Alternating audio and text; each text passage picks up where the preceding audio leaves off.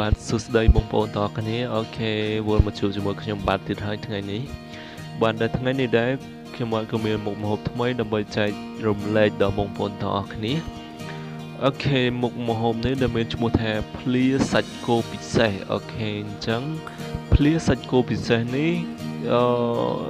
បងប្អូនចង់ដឹងទេថាតើគ្រឿងផ្សំមានអ្វីខ្លះហើយវិធីធ្វើនឹងមានអ្វីខ្លះអញ្ចឹងតោះទៅតាមដានជាមួយខ្ញុំបាទទាំងអស់គ្នាអូខេភ្លាសាច់គោពិសេសគ្រឿងផ្សំមានដូចជាសាច់គោ450ក្រាមខ្ទឹមសម្រេចទឹកក្រូចឆ្មា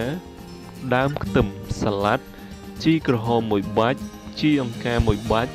ម្ទេសផ្លោកទុំកិន1ឬ2ស្លាបព្រាកាហ្វេទឹកត្រី1ស្លាបព្រាបាយស្ករ1ស្លាបព្រាកាហ្វេអូខេអញ្ចឹងគ្រឿងផ្សំមកភ្លាសាច់គោពិសេសមានដូចជាសាច់គោ450ក្រាមខ្ទឹមសម្រេចក្រូចឆ្មាដើមខ្ទឹមសាឡាត់ជីក្រហម1បាច់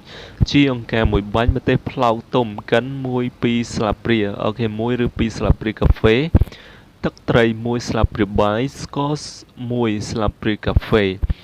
អូខេអញ្ចឹងគ្រឿងផ្សំមកភ្លាសាច់គោពិសេសគឺមានតែប៉ុណ្្នឹងទេហើយអ្វីដែលសំខាន់នោះចង់ដឹងថាតើវិធីធ្វើ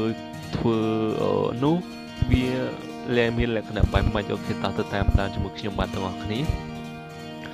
វិធីធ្វើភ្លាសាច់គោពិសេស1ដំបូងលាយគ្រឿងធ្វើទឹកជ្រលក់ដើម្បីប្រឡាក់សាច់គោបន្ទាប់មកអូខេបន្ទាប់មកចូលអ្នកទុកសាច់ដែលប្រឡាក់ប្រហែលជា3ទៅ4ម៉ោងឬក៏1យប់ក៏បានដែរអូខេអញ្ចឹងធ្វើទឹកជ្រលក់បានន័យថាធ្វើទឹកគ្រឿងអីហ្នឹងយើងដាក់លាយហើយជាមួយសាច់គោឲ្យទុកវាប្រហែលជា3ទៅ4ម៉ោងទៅទី2អ្នកចូលអ្នកយកសាច់ដែលប្រឡាក់ហើយនោះទៅទុកឲ្យស្រស់ទឹកបន្ទាប់មកយកវាទៅហាន់ជាចំណិតស្ដើងតាមដែលអាចធ្វើទៅបានទី3ច្របល់សាច់ដែលហាន់ហើយជាមួយនឹងទឹកជ្រលក់និងសាឡាត់យកសាច់ដែលលាយទៅនឹងយកសាច់ដែលលាយហើយទៅដាក់ទុកខ្ទះចម្អិនលើចង្ក្រានហើយប្រើសីតុណ្ហភាព180អង្សាសេ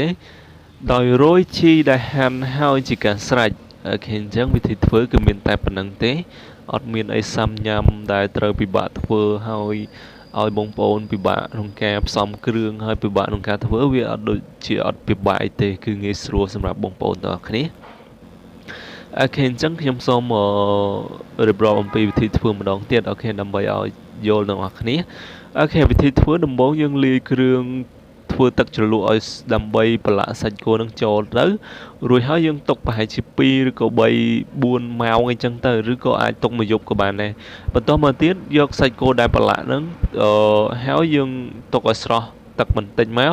រួចយកមកហាន់ជាចំណិតស្ដើង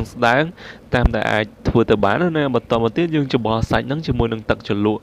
និងសាឡាត់រួចហើយយើងយកទៅដាក់ក្នុងខ្ទះបើន័យថាបើកភ្លើងចម្អិនដោយប្រើសីតុណ្ហភាព180អង្សាសេហ្នឹងឬមួយក៏អាចក្តៅជាងនេះឬក៏អាចថយជាងនេះបន្តិចហើយរោយជីដែលហាន់ហើយហ្នឹង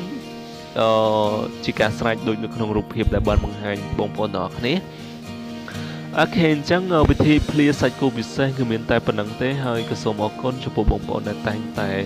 គាំទ្រនៅ channel របស់ខ្ញុំបានហើយជាចុងក្រោយក៏សូមជួយចុច Subscribe ម្នាក់មួយផងដើម្បីទទួលបានវីដេអូថ្មីៗពី channel របស់ខ្ញុំបាន